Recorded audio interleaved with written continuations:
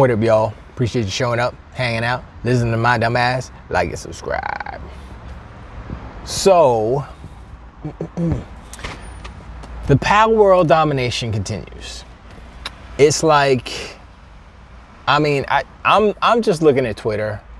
You know, I'm like, I go to YouTube, I see what people are talking about, blah, blah, blah. And I keep seeing like knuckleheads like Red Dragon pop up, and they're concocting these lies. Like, I talked to my friend who knows somebody who knows somebody who knows somebody who knew somebody but knows another person that, yeah, Palwolrd gonna be on PlayStation, all in caps. I'm like, this version, I'm like, the dev literally said no.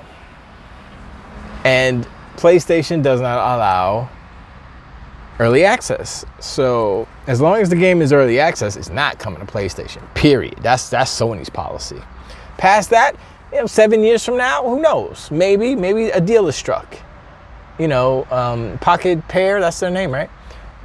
They can do whatever they want. They're not owned by anybody yet. Microsoft can scoop them up like, yo, give you $500 million for your company. I don't know how many people there. He said that see, it'd be hard because it is a Japanese company, but maybe they can, or maybe Tango Gameworks could scoop them up. You see what I'm saying? Japanese company. It's a little more malleable. No, that's not the word. It's a little more acceptable, something like that.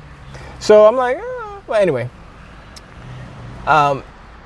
It's small little Japanese company. I don't know how many people were doing it, but the budget was under $7 million. And I saw a graph today. Somebody put a picture up where it said Palwolrd, $7 million budget, made over 8 million people playing or something. It's made whatever the math is, right? Then it said Spider-Man, $230-something million budget, plus marketing, only sold 5 million in 7 days. Oh, it was the days. So Palwolrd sold 8 million in 4 days. Spider-Man 2 sold 5 million in 7 days. And I'm trying to think, would Palwolrd? I mean, the whole thing about, I know I said this before, I touched on it. Having smaller teams will give you a smaller budget. So if you get super skilled people who can do the work of 10 effectively, efficiently, and I'm not talking about, oh, we're gonna crunch these guys and really work them hard and stuff. No, it's not like that. Certain people have better skills than other people, right? So if you have this one person who can draw, they are the artist, or one person who can 3D model, no problem, versus 10 people who are struggling, 10 people who are like interns, 10 people like work for hires and they can't really do it, and they're like barely making deadlines, but one person's getting it all done. You save money 1 versus 10. I mean, so if you got highly skilled people, you keep the numbers down, you keep the budget down. I think that's one of the problems, is that there needs to be a workflow between the departments so that there isn't a hang up. There isn't, oh, I have to wait for, like, for instance, there's only 3 of us in our studio, right? And so the way that our workflow is, they make the stuff, animation comes in, boom. He has a story in the animation, and then Rafa implements it into the code. It's in the game, and then I see the animation, and I say, okay, I need to put some SFX on it.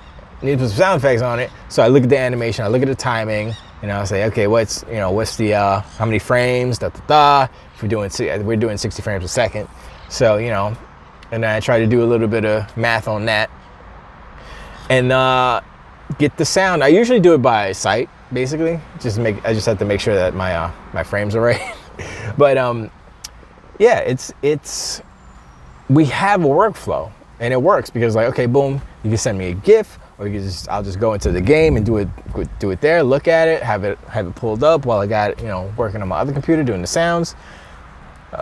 And so, I mean, that's a simplified version of, because our game is small, versus a bigger game like Genshin Impact or whatever, where you can, you know, imagine the amount of assets and the amount of people who are making assets and all that stuff. So all that stuff does, I don't want to say get complicated or exponentially more complicated. Not really. It's just more volume, basically. But it's all the same. It's like you got animation that needs to be implemented into the code, needs sound effects. How's that going to work? Now, I don't know how, you know, anybody else does it, but that's how I do it, because I started in, I started drawing and stuff way back in the day. I did a little bit of animation back when I was super young, but it was never sound. And so when I got into music, it flipped. And actually I started to learn how to edit doing music, not so much sound, but music, because you have to edit the vocals, you got to slide them sometimes, you know, there's a whole bunch of variables when it comes to that stuff, depending on your DAW, depending on the system that you're using. It's all different variables. But, you know, I cut my teeth in editing basically vocal wave tracks, waves and stuff. And then I was doing video editing, which is similar. It's easy. Like when you do editing for like music videos are probably the easiest, because you don't have to worry about sound. It's just the music video, unless you're doing some like cinematic little bits and bobs inside. It's just the music video, and so you have to do is edit to the beat for the most part. I mean, yes, you have to line up all the, you have to sync up everything, which is, you know, that's why you use a slate, which I don't. Which is, you know, it makes my workflow a little bit more difficult, because I'm like, wait, is that because I'll shoot a bunch of stuff, a little behind the scenes, I'll shoot a bunch of stuff, and I'm like, okay, usually the last take is like, okay, that's the one, maybe. And then I have to go back and rewatch it just to make sure, because I'm just like, you know, I'm not going to record something and say, I should be like, I'm not going to use that one, delete it, because you never know if it's going to, like, you put it up on the screen and you're like, oh, actually, I can use that, you know. So I don't like to throw any footage away like that.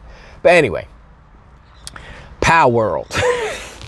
I did play some more of it. Yeah,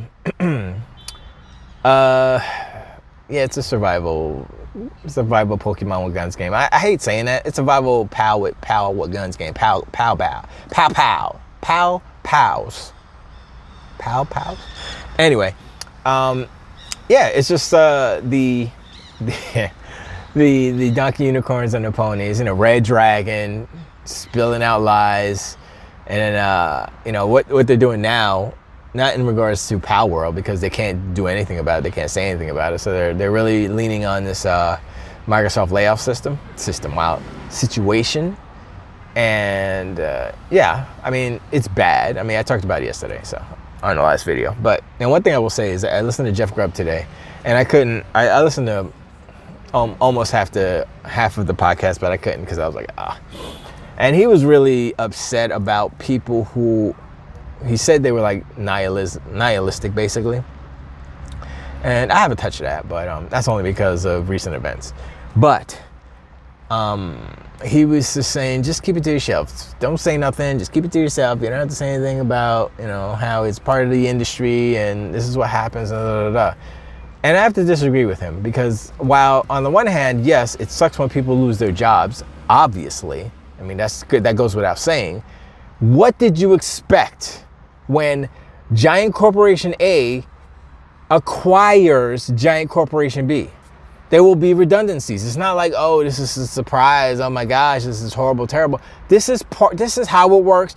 It's how it has worked forever.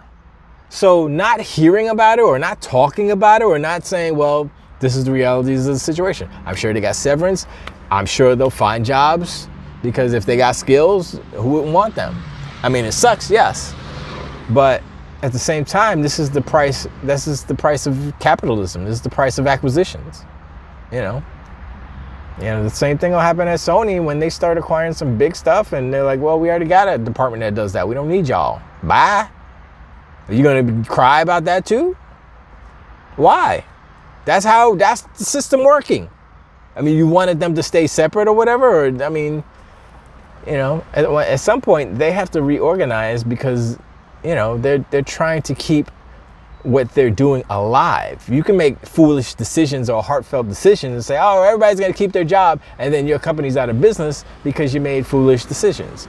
Now, there's a difference between, you know, eliminating redundant jobs or redundancies within new acquisitions and just the higher ups and the CEOs not sacrificing in order to prevent layoffs. Like I'll give Nintendo credit that they did that one time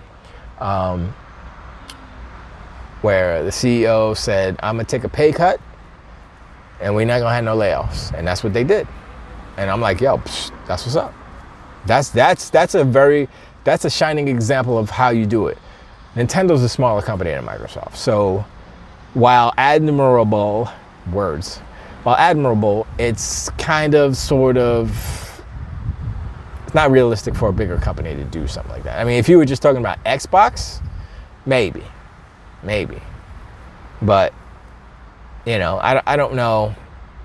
I don't know if I mean, I'm gonna be real. I don't know if it feels that man. Actually, he's not in charge of Xbox anymore. He's in charge of Microsoft Gaming. So that would fall under Sarah Bond. So if Sarah Bond could say, like, say if there's a studio that is on the chopping block, they go to Sarah like, yo, you got to cut one. It's like, well, can I check cut and keep them? And it's numbers, it's math. So if, like, say she gets paid, I don't know how much she gets paid. Let's say she gets paid $2 million a year, right? I don't think she gets that much. Well, who knows? Let's just imagine, right? She gets paid $2 million a year in order to keep these people employed for another 2 years, let's just say. She's got to give up a million of her salary. Now, is that something that she may offer and say, yo, I'll keep them alive. Let's go. Let's do the numbers. Take it out of my check. Keep them people employed. Let's make some games. You know. I don't know. At the end of the day, it is a business, but you know, maybe she has. You know, they're different. Like I said, different variables. Who knows? You know, it has happened in the industry before. There was a precedent for it, but. You know, it's. I guess it's just different people's different cultures as far as the business stuff goes, and I would hope it would be more something more like that, because I know people get comfortable with making a certain amount of money, but you know, when it's too much, and like I said, those are idiot numbers, because I'm pretty sure I don't know if she makes $2 million a year as CEO of Xbox, as the queen of Xbox. Does she make $2 million? I don't know. Maybe. I mean, is it unreasonable? I don't know. But you know, those are just like kind of random thoughts that I have as far as those things go pertaining to layoffs and like how can we kind of mitigate and shrink that stuff from happening? Because like I said before, nobody wants to get fired. Nobody wants to fire. You know, it's a bad situation. But you know, this isn't normal times. We're still in the aftermath of the pandemic, and the pandemic caused badness, and this is what this bubble is. You know, and I said it in the last video. Sorry for the repeating, but you know, it's not nihilistic to recognize the reality of the situation. I think it's a little naive to ignore it. You know, it happened, and it's part of business. And the reason why they're firing so many people is because, one, the acquisition, and two, the pandemic. There was too much hiring, and there's a bunch of factors. So anyway, sorry, I'm going in circles, but I appreciate y'all like and subscribe. Sorry for the down topic today, but you know, like I said, we gotta talk about stuff. You know, we gotta talk about stuff. One last thing. So yesterday I was chilling at a friend's house. Said friend was working, so I had my laptop. I'm like, man, let me see what's going on. So I try to I was gonna mess around with some music. I tried to start up my Ableton, old version of Ableton that I got working on this newer computer, and it didn't load. It didn't work. It didn't load. It wouldn't. You know why? Because my computer decided to auto update to Windows 11, and I'm like, oh, it was fine on 10, went to 11, everything broken. So I was like, all right, you know what? It's time to upgrade. So I upgraded to the latest version of Ableton, which is 11, and 12 is coming out soon. I get a free upgrade for that too. So I just gotta wait for them to release that. And so now I have the latest version of, it's just the standard version, but the standard version is all I need. It's unlimited it's unlimited MIDI, unlimited audio. It comes with like 20 or 11. I think 11 VSTs, a bunch of effects, and it has basically all of the features that the premium version has, minus I think it's like $250 less or whatever. So I was like, I don't need all of that, because what I was using before was barely what I've got now. So I was like, all right, that's cool. And plus I got some new sounds. Plus I got outboard gear, which is very important. If you're gonna do music, I know if you start off, you're probably just gonna do VSTs and stuff. And there's plenty of actual free VSTs out there. Check them out, just type in like free VSTs, whatever. And I mean, some of them are raggedy, some of them are bare bones, but some of them are pretty good. You get like 1 or 2 instruments out of one, and you kind of pick and choose and create your own kind of sound dynamics and sound palette. That's not right. Anyway, but yeah, today I might do it today and dive in and check out all the sounds and stuff. I got to jump back onto the production train. We had our first meeting back at Palwolrd yesterday, so I definitely have some work to do. I mean, I had some work to do anyway, not music, but SFX and vocal stuff. So I gotta do some voice acting. I gotta record some voice actors and stuff. A lot of sound stuff when you're making a game, more than you realize, right? but yeah, I'm kind of excited about the new upgrade on my DAW. It looks super similar to what I had before, but I mean, my other one was so old. Y'all don't know how it's old. It was old. I'm surprised it still worked. That's how old it was. And so I'm kind of glad I upgraded, and so now I'm going to be able to bust it out real good with the music, and hopefully I'll see what the sounds are like. I tend to stick to traditional sounds like piano, strings, and stuff like that, a little guitar here and there. But you know, I like EDM, like the next person. So I do like some chiptune too. So I'll throw in some analog signs. I'll throw in some stuff in there, some waves and some saws. I think I like saws better than any other. I mean, signs are good for bass and stuff and Rhodes, but saws is just crunchy enough to give you like a little bit of aggression plus a little bit of texture. You know what I'm saying? So I have this, what is it called? Massive. I think IK makes it. And that's pretty good for just all kind of 8-bit analog type of sounds. I know I wanted to look into like the not the Nintendo. What was it called? I forgot. What's his name used it? Jake Kaufman is his name. I think that's him. He used it a lot on a lot of his retro type of soundtracks and stuff for the games. Like I think, did he do Undertale? I know he did. Man, I can't remember.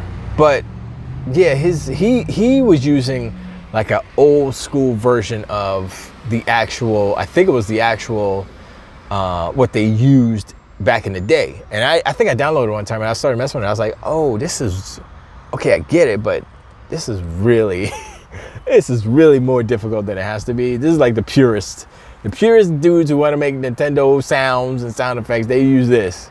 And it sounds just like it, but I'm like, nah, just give me the sounds and a piano roll. I used keyboard. Like, I honestly, one last thing. I was watching this one dude, he was like doing a speed run to make a track or something. I forgot, it was like a producer kind of challenging another dude. And he was doing it, he wasn't playing keys or nothing. He was just doing it all click, click, click on the mouse and stuff. And I'm like, that's how y'all make music? Y'all just slap it together with, y'all don't even like play chords or anything, nothing, no, not a melody. I need a piano. I mean, preferably 88 keys that are weighted. That's like, that gives you the best, like, ooh, and I have one, but I have to fix it because the problem with weighted keys is that the older they get, they tend to get sticky. You got to take it apart, clean it and stuff. So that's what I got to do. But, you know, I got what do I have? A 49 that's not weighted. That's just like a regular, regular purpose useful use, everyday use playing on it. And then I have my little mini Kai MK2, I think it is. And that's my travel thing. When I'm going out of town, I throw my laptop, I throw that in there, throw my inbox, and boosh. And I go and throw the microphone in too. And I go and I can do music on the go. I go music anywhere. So that's what's up. And that was one of my main goals, like getting this laptop last year or something. I forgot when I got it. Was to have the ability to be portable with my music production. And now I've achieved that. And it's pretty dope.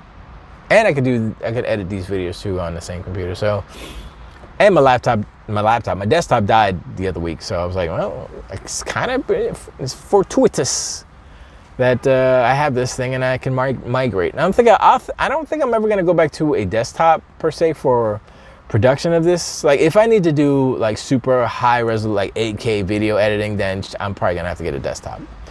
But I'm not at that stage yet. I'm just doing 4K stuff and it's all good. So, but anyway, sorry for the tangent. Got to give y'all a little bit of music stuff. You know what I'm saying? So I'll definitely, especially on the light days of video game news, I'll give you a little bit of music stuff and some production stuff from the game if you want. I'll talk to the guys, Rafa and Brian, and see if it's okay. You know what to talk about or what they would want me to talk about or whatever. You know, got to run it by them. We're a team. You can't just be doing stuff and then be like, hey, why'd you do that? Oh no, it was a surprise. Oh no, something like, I don't know. And it's nothing too serious on that end. We got no secrets. We just making a game. It's all good. But anyway, I appreciate you showing up, hanging out, letting them know, like and subscribe. Let me know in the comments below. You know, are people getting too upset about the layoffs? I mean, everybody's doing it, so whatever. You know, was Jeff Grubb? I mean, he has his opinion. He can say what he wants, obviously, but is his sentiment such that, you know, we shouldn't be talking about it in the way that is actual reality? Or, you know, should we sugarcoat it, or what should we do, you know? And as far as the music stuff and the production, and, you know, you guys let me know what